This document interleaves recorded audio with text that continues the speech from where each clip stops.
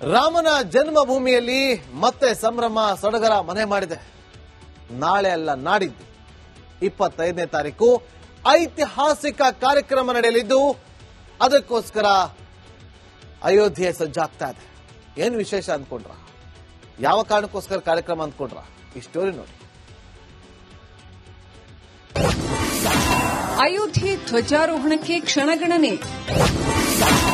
ಐತಿಹಾಸಿಕ ಸಂಭ್ರಮದಲ್ಲಿ ಪ್ರಧಾನಿ ಮೋದಿ. ಅಯೋಧ್ಯೆ ಮತ್ತೊಂದು ಐತಿಹಾಸಿಕ ಕ್ಷಣಕ್ಕೆ ಸಾಕ್ಷಿಯಾಗಲು ಸಜ್ಜಾಗ್ತಿದೆ. ನವೆಂಬರ್ 25ರಂದು ಅಂದರೆ ಮಂಗಳವಾರ ಅಯೋಧ್ಯೆಯಲ್ಲಿ ರಾಮ ಮಂದಿರದ ಮೇಲೆ ಧಾರ್ಮಿಕ ಧ್ವಜಾರೋಹಣ ನಡೆಯಲಿದ್ದು ಅಯೋಧ್ಯೆ ಕಂಗೊಳಿಸುತ್ತಿದೆ. ಈ ವೈಭವದ ಕಾರ್ಯಕ್ರಮ ಪ್ರಭು ಶ್ರೀರಾಮನ ದೇಗುಲದ ಮುಖ್ಯ ಕಾಮಗಾರಿ ಮುಗಿದಿರುವ ಸಂಕೇತವಾಗಿದೆ. ಈ ಐತಿಹಾಸಿಕ ಕಾರ್ಯಕ್ರಮದಲ್ಲಿ ಖುದ್ದು ಪ್ರಧಾನಿ ಮೋದಿ ಭಾಗಿಯಾಗಲಿದ್ದು ಧ್ವಜಾರೋಹಣ ನೆರವೇರಿಸಲಿದ್ದಾರೆ. ರಾಮ ಮಂದಿರದ ಮೇಲೆ ಕೇಸರಿ ಬಣ್ಣದ ವಿಶಿಷ್ಟವಾದ ಧ್ವಜ ಹಾರಲಿದೆ. ಧ್ವಜದ ಮೊದಲ ನೋಟ ಬಹಿರಂಗಗೊಂಡಿದ್ದು ದೈವಿಕ ಧ್ವಜವನ್ನ ಗುಜರಾತ್ನ ಅಹಮದಾಬಾದ್ನಲ್ಲಿ ತಯಾರಿಸಲಾಗಿದೆ. ಕೇಸರಿ ಬಣ್ಣದ ಧ್ವಜ ಸೂರ್ಯ ದೇವರು ಮತ್ತು ಓಂ ಚಿಹ್ನೆ ಹೊಂದಿದೆ. ಧಾರ್ಮಿಕ ಮಹತ್ವವುಳ್ಳ ವಿಶಿಷ್ಟವಾದ ಮರದ ಚಿತ್ರವನ್ನು ಸಹ ಧ್ವಜದ ಮೇಲೆ ಚಿತ್ರಿಸಲಾಗಿದೆ. ಶಂಕರಾಚಾರ್ಯರ ಹೆಸರಿನಲ್ಲಿ ಮಹಾದ್ವಾರ. ಅಯೋಧ್ಯೆಯಲ್ಲಿ ಪ್ರಧಾನಿ ಮೋದಿ ಆಗಮಿಸುವ ದ್ವಾರವನ್ನು ಜಗದ್ಗುರು ಆದಿಶಂಕರಾಚಾರ್ಯರ ದ್ವಾರ ಎಂದು ಹೆಸರಿಸಲಾಗಿದೆ.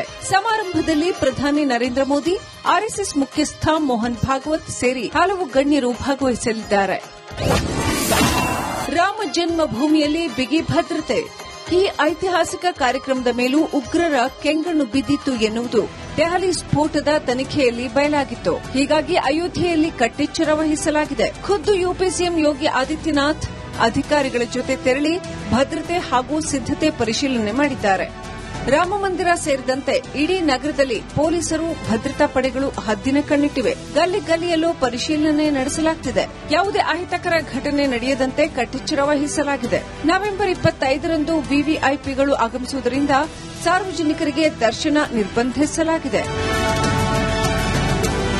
News desk, republic Kannada. ರಾಮನ ಜನ್ಮಭೂಮಿಯಲ್ಲಿ ಮತ್ತೆ ಸಂಭ್ರಮ ಸಡಗರ ಮನೆ ಮಾಡಿದೆ. ನಾಳೆ ಅಲ್ಲ ನಾಡಿದ್ದು 25ನೇ ತಾರೀಕು ಐತಿಹಾಸಿಕ ಕಾರ್ಯಕ್ರಮ ನಡೆಯಲಿದ್ದು ಅದಕ್ಕೋಸ್ಕರ ಅಯೋಧ್ಯೆ ಸಜ್ಜಾಗ್ತಾ ಇದೆ. ಏನು ವಿಶೇಷ ಅಂದ್ಕೊಂಡ್ರ? ಯಾವ ಕಾರಣಕ್ಕೋಸ್ಕರ ಕಾರ್ಯಕ್ರಮ ಅಂದ್ಕೊಂಡ್ರ? ಈ ಸ್ಟೋರಿ ನೋಡಿ. ಅಯೋಧ್ಯೆ ಧ್ವಜಾರೋಹಣಕ್ಕೆ ಕ್ಷಣಗಣನೆ. ಐತಿಹಾಸಿಕ ಸಂಭ್ರಮದಲ್ಲಿ ಪ್ರಧಾನಿ ಮೋದಿ. ಅಯೋಧ್ಯೆ ಮತ್ತೊಂದು ಐತಿಹಾಸಿಕ ಕ್ಷಣಕ್ಕೆ ಸಾಕ್ಷಿಯಾಗಲು ಸಜ್ಜಾಗ್ತಿದೆ. ನವೆಂಬರ್ 25ರಂದು ಅಂದರೆ ಮಂಗಳವಾರ ಅಯೋಧ್ಯೆಯಲ್ಲಿ ರಾಮ ಮಂದಿರದ ಮೇಲೆ ಧಾರ್ಮಿಕ ಧ್ವಜಾರೋಹಣ ನಡೆಯಲಿದ್ದು ಅಯೋಧ್ಯೆ ಕಂಗೊಳಿಸುತ್ತಿದೆ. ಈ ವೈಭವದ ಕಾರ್ಯಕ್ರಮ ಪ್ರಭು ಶ್ರೀರಾಮನ ದೇಗುಲದ ಮುಖ್ಯ ಕಾಮಗಾರಿ ಮುಗಿದಿರುವ ಸಂಕೇತವಾಗಿದೆ. ಈ ಐತಿಹಾಸಿಕ ಕಾರ್ಯಕ್ರಮದಲ್ಲಿ ಖುದ್ದು ಪ್ರಧಾನಿ ಮೋದಿ ಭಾಗಿಯಾಗಲಿದ್ದು ಧ್ವಜಾರೋಹಣ ನೆರವೇರಿಸಲಿದ್ದಾರೆ. ರಾಮ ಮಂದಿರದ ಮೇಲೆ ಕೇಸರಿ ಬಣ್ಣದ ವಿಶಿಷ್ಟವಾದ ಧ್ವಜ ಹಾರಲಿದೆ. ಧ್ವಜದ ಮೊದಲ ನೋಟ ಬಹಿರಂಗಗೊಂಡಿದ್ದು ದೈವಿಕ ಧ್ವಜವನ್ನ ಗುಜರಾತ್ನ ಅಹಮದಾಬಾದ್ನಲ್ಲಿ ತಯಾರಿಸಲಾಗಿದೆ. ಕೇಸರಿ ಬಣ್ಣದ ಧ್ವಜ ಸೂರ್ಯ ದೇವರು ಮತ್ತು ಓಂ ಚಿಹ್ನೆ ಹೊಂದಿದೆ. ಧಾರ್ಮಿಕ ಮಹತ್ವವುಳ್ಳ ವಿಶಿಷ್ಟವಾದ ಮರದ ಚಿತ್ರವನ್ನು ಸಹ ಧ್ವಜದ ಮೇಲೆ ಚಿತ್ರಿಸಲಾಗಿದೆ. ಶಂಕರಾಚಾರ್ಯರ ಹೆಸರಿನಲ್ಲಿ ಮಹಾದ್ವಾರ. ಅಯೋಧ್ಯೆಯಲ್ಲಿ ಪ್ರಧಾನಿ ಮೋದಿ ಆಗಮಿಸುವ ದ್ವಾರವನ್ನು ಜಗದ್ಗುರು ಆದಿಶಂಕರಾಚಾರ್ಯರ ದ್ವಾರ ಎಂದು ಹೆಸರಿಸಲಾಗಿದೆ. ಸಮಾರಂಭದಲ್ಲಿ ಪ್ರಧಾನಿ ನರೇಂದ್ರ ಮೋದಿ, ಆರ್ಎಸ್ಎಸ್ ಮುಖ್ಯಸ್ಥ ಮೋಹನ್ ಭಾಗವತ್ ಸೇರಿ ಹಲವು ಗಣ್ಯರು ಭಾಗವಹಿಸಲಿದ್ದಾರೆ. ರಾಮ ಜನ್ಮಭೂಮಿಯಲ್ಲಿ ಬಿಗಿ ಭದ್ರತೆ. ಈ ಐತಿಹಾಸಿಕ ಕಾರ್ಯಕ್ರಮದ ಮೇಲೂ ಉಗ್ರರ ಕೆಂಗಣ್ಣು ಬಿದ್ದಿತ್ತು ಎನ್ನುವುದು ದೆಹಲಿ ಸ್ಫೋಟದ ತನಿಖೆಯಲ್ಲಿ ಬಯಲಾಗಿತ್ತು. ಹೀಗಾಗಿ ಅಯೋಧ್ಯೆಯಲ್ಲಿ ಕಟ್ಟೆಚ್ಚರ ವಹಿಸಲಾಗಿದೆ. ಖುದ್ದು ಯುಪಿ ಸಿಎಂ ಯೋಗಿ ಆದಿತ್ಯನಾಥ್ ಅಧಿಕಾರಿಗಳ ಜೊತೆ ತೆರಳಿ ಭದ್ರತೆ ಹಾಗೂ ಸಿದ್ದತೆ ಪರಿಶೀಲನೆ ಮಾಡಿದ್ದಾರೆ. ರಾಮ ಮಂದಿರ ಸೇರಿದಂತೆ ಇಡೀ ನಗರದಲ್ಲಿ ಪೊಲೀಸರು, ಭದ್ರತಾ ಪಡೆಗಳು ಹದ್ದಿನ ಕಣ್ಣಿಟ್ಟಿವೆ. ಗಲ್ಲಿ ಗಲ್ಲಿಯಲ್ಲೂ ಪರಿಶೀಲನೆ ನಡೆಸಲಾಗುತ್ತಿದೆ. ಯಾವುದೇ ಅಹಿತಕರ ಘಟನೆ ನಡೆಯದಂತೆ ಕಟ್ಟೆಚ್ಚರ ವಹಿಸಲಾಗಿದೆ. ನವೆಂಬರ್ 25ರಂದು ವಿವಿಐಪಿಗಳು ಆಗಮಿಸುವುದರಿಂದ ಸಾರ್ವಜನಿಕರಿಗೆ ದರ್ಶನ ನಿರ್ಬಂಧಿಸಲಾಗಿದೆ. News desk, republic Kannada. ರಾಮನ ಜನ್ಮಭೂಮಿಯಲ್ಲಿ ಮತ್ತೆ ಸಂಭ್ರಮ ಸಡಗರ ಮನೆ ಮಾಡಿದೆ. ನಾಳೆ ಅಲ್ಲ ನಾಡಿದ್ದು 25ನೇ ತಾರೀಕು ಐತಿಹಾಸಿಕ ಕಾರ್ಯಕ್ರಮ ನಡೆಯಲಿದ್ದು ಅದಕ್ಕೋಸ್ಕರ ಅಯೋಧ್ಯೆ ಸಜ್ಜಾಗ್ತಾ ಇದೆ. ಏನು ವಿಶೇಷ ಅಂದ್ಕೊಂಡ್ರ? ಯಾವ ಕಾರಣಕ್ಕೋಸ್ಕರ ಕಾರ್ಯಕ್ರಮ ಅಂದ್ಕೊಂಡ್ರ? ಈ ಸ್ಟೋರಿ ನೋಡಿ. ಅಯೋಧ್ಯೆ ಧ್ವಜಾರೋಹಣಕ್ಕೆ ಕ್ಷಣಗಣನೆ. ಐತಿಹಾಸಿಕ ಸಂಭ್ರಮದಲ್ಲಿ ಪ್ರಧಾನಿ ಮೋದಿ. ಅಯೋಧ್ಯೆ ಮತ್ತೊಂದು ಐತಿಹಾಸಿಕ ಕ್ಷಣಕ್ಕೆ ಸಾಕ್ಷಿಯಾಗಲು ಸಜ್ಜಾಗ್ತಿದೆ. ನವೆಂಬರ್ 25ರಂದು ಅಂದರೆ ಮಂಗಳವಾರ ಅಯೋಧ್ಯೆಯಲ್ಲಿ ರಾಮ ಮಂದಿರದ ಮೇಲೆ ಧಾರ್ಮಿಕ ಧ್ವಜಾರೋಹಣ ನಡೆಯಲಿದ್ದು ಅಯೋಧ್ಯೆ ಕಂಗೊಳಿಸುತ್ತಿದೆ. ಈ ವೈಭವದ ಕಾರ್ಯಕ್ರಮ ಪ್ರಭು ಶ್ರೀರಾಮನ ದೇಗುಲದ ಮುಖ್ಯ ಕಾಮಗಾರಿ ಮುಗಿದಿರುವ ಸಂಕೇತವಾಗಿದೆ. ಈ ಐತಿಹಾಸಿಕ ಕಾರ್ಯಕ್ರಮದಲ್ಲಿ ಖುದ್ದು ಪ್ರಧಾನಿ ಮೋದಿ ಭಾಗಿಯಾಗಲಿದ್ದು ಧ್ವಜಾರೋಹಣ ನೆರವೇರಿಸಲಿದ್ದಾರೆ. ರಾಮ ಮಂದಿರದ ಮೇಲೆ ಕೇಸರಿ ಬಣ್ಣದ ವಿಶಿಷ್ಟವಾದ ಧ್ವಜ ಹಾರಲಿದೆ. ಧ್ವಜದ ಮೊದಲ ನೋಟ ಬಹಿರಂಗಗೊಂಡಿದ್ದು ದೈವಿಕ ಧ್ವಜವನ್ನ ಗುಜರಾತ್ನ ಅಹಮದಾಬಾದ್ನಲ್ಲಿ ತಯಾರಿಸಲಾಗಿದೆ.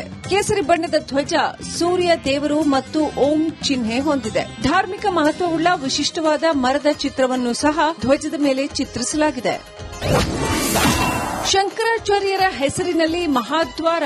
ಅಯೋಧ್ಯೆಯಲ್ಲಿ ಪ್ರಧಾನಿ ಮೋದಿ ಆಗಮಿಸುವ ದ್ವಾರವನ್ನ ಜಗದ್ಗುರು ಆದಿಶಂಕರಾಚಾರ್ಯರ ದ್ವಾರ ಎಂದು ಹೆಸರಿಸಲಾಗಿದೆ. ಸಮಾರಂಭದಲ್ಲಿ ಪ್ರಧಾನಿ ನರೇಂದ್ರ ಮೋದಿ, ಆರ್ಎಸ್ಎಸ್ ಮುಖ್ಯಸ್ಥ ಮೋಹನ್ ಭಾಗವತ್ ಸೇರಿ ಹಲವು ಗಣ್ಯರು ಭಾಗವಹಿಸಲಿದ್ದಾರೆ. ರಾಮ ಜನ್ಮಭೂಮಿಯಲ್ಲಿ ಬಿಗಿ ಭದ್ರತೆ. ಈ ಐತಿಹಾಸಿಕ ಕಾರ್ಯಕ್ರಮದ ಮೇಲೂ ಉಗ್ರರ ಕೆಂಗಣ್ಣು ಬಿದ್ದಿತ್ತು ಎನ್ನುವುದು ದೆಹಲಿ ಸ್ಫೋಟದ ತನಿಖೆಯಲ್ಲಿ ಬಯಲಾಗಿತ್ತು. ಹೀಗಾಗಿ ಅಯೋಧ್ಯೆಯಲ್ಲಿ ಕಟ್ಟೆಚ್ಚರ ವಹಿಸಲಾಗಿದೆ. ಖುದ್ದು ಯುಪಿ ಸಿಎಂ ಯೋಗಿ ಆದಿತ್ಯನಾಥ್ ಅಧಿಕಾರಿಗಳ ಜೊತೆ ತೆರಳಿ ಭದ್ರತೆ ಹಾಗೂ ಸಿದ್ದತೆ ಪರಿಶೀಲನೆ ಮಾಡಿದ್ದಾರೆ.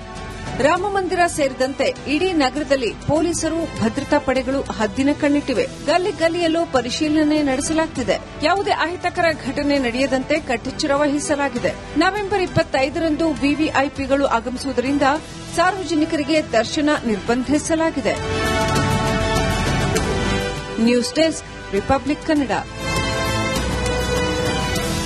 ರಾಮನ ಜನ್ಮಭೂಮಿಯಲ್ಲಿ ಮತ್ತೆ ಸಂಭ್ರಮ ಸಡಗರ ಮನೆ ಮಾಡಿದೆ. ನಾಳೆ ಅಲ್ಲ ನಾಡಿದ್ದು 25ನೇ ತಾರೀಕು ಐತಿಹಾಸಿಕ ಕಾರ್ಯಕ್ರಮ ನಡೆಯಲಿದ್ದು ಅದಕ್ಕೋಸ್ಕರ ಅಯೋಧ್ಯೆ ಸಜ್ಜಾಗ್ತಾ ಇದೆ. ಏನು ವಿಶೇಷ ಅಂದ್ಕೊಂಡ್ರ? ಯಾವ ಕಾರಣಕ್ಕೋಸ್ಕರ ಕಾರ್ಯಕ್ರಮ ಅಂದ್ಕೊಂಡ್ರ? ಈ ಸ್ಟೋರಿ ನೋಡಿ.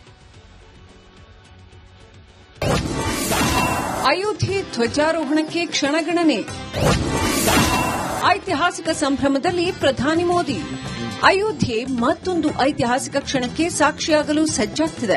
ನವೆಂಬರ್ 25ರಂದು ಅಂದರೆ ಮಂಗಳವಾರ ಅಯೋಧ್ಯೆಯಲ್ಲಿ ರಾಮ ಮಂದಿರದ ಮೇಲೆ ಧಾರ್ಮಿಕ ಧ್ವಜಾರೋಹಣ ನಡೆಯಲಿದ್ದು ಅಯೋಧ್ಯೆ ಕಂಗೊಳಿಸುತ್ತಿದೆ. ಈ ವೈಭವದ ಕಾರ್ಯಕ್ರಮ ಪ್ರಭು ಶ್ರೀರಾಮನ ದೇಗುಲದ ಮುಖ್ಯ ಕಾಮಗಾರಿ ಮುಗಿದಿರುವ ಸಂಕೇತವಾಗಿದೆ.